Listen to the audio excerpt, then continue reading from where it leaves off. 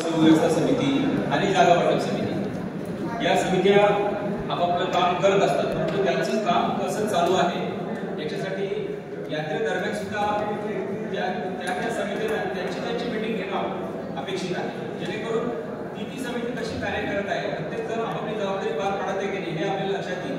म्हणजे यात्रेदरम्यानच काही दिवसानंतर आज जशी एक मीटिंग झाली आपली तशी कालांतराने आणखी एक मीटिंग होणं आवश्यक आहे. जे सदस्य आपण नेमलेले आहेत प्रत्येक समितीमध्ये, फक्त जागा वाटप समिती नव्हे, स्वच्छता समितीमध्ये सुद्धा काही सदस्य आहेत, पाणी पुरवठा समितीमध्ये सुद्धा सदस्य आहेत, विद्युत पुरवठा समितीमध्ये सुद्धा सदस्य आहेत. तर त्या सर्व सदस्यांनी त्या समितीचे जे प्रमुख असतील, फॉर एक्झाम्पल स्वच्छता समिती आणि पाणी पुरवठा समिती यांचे जे प्रमुख आहेत ते मुख्याधिकारी साहेब आहेत.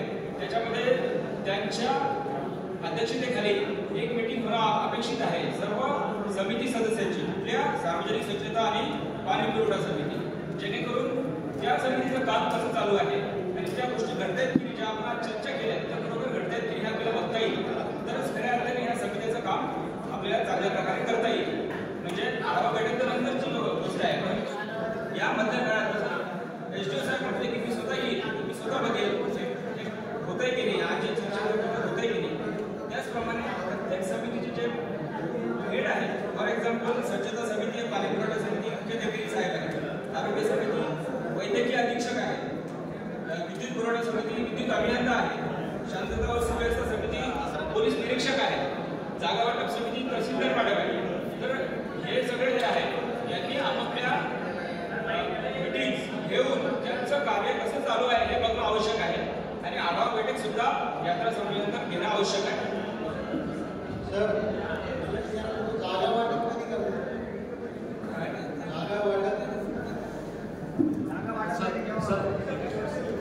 सर मी सांगतो, आपण जागा वाटप जी असते आपली 2 टप्प्यामध्ये होते. आपलं घटस्थापनेपासून यात्रा प्रारंभ होते आणि तोपर्यंत आपल्याकडे सिनेमागृह आणि हॉटेल्स ह्या येतात. आपण त्यांना पहिल्या टप्प्यामध्ये त्या मंडळीला जागा वाटप करतो. त्याच काळामध्ये अंबड येथील यात्रा सुरू असते आणि मराठवाड्यात 2-3 जागा यात्रा असतात. इथे पाळणे, रामपाळणे आणि इतर दुकानदार असतात. ही सगळी मंडळी आपल्याकडे पौर्णिमेला रात्रीपर्यंत किंवा दुसऱ्या दिवशी सकाळपर्यंत येते. म्हणून आपण प्रत्यक्ष हे जे छोटे दुकानदार आहेत, व्यापारी दुकानदार आहेत, त्यांच्या दुकानाचं वाटप आपण पौर्णिमेपासून प्रारंभ करतो. त्याच्यामध्ये आपली जी जागा वाटप आहे पौर्णिमेपासून 2 टप्प्यात.